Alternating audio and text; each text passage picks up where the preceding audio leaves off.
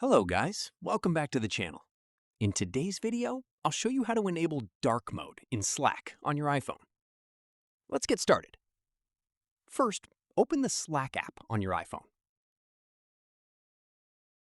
Once you're in the app, tap on your profile icon in the top right corner of the screen. Next, tap on Preferences.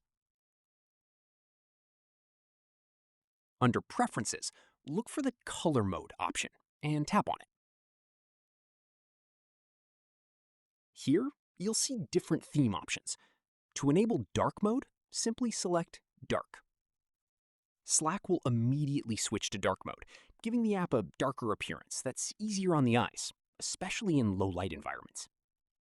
If you want Slack to automatically match your iPhone's appearance settings, you can select System instead. This will switch between light and dark mode based on your iPhone's current theme. And that's how you can enable dark mode in Slack on your iPhone.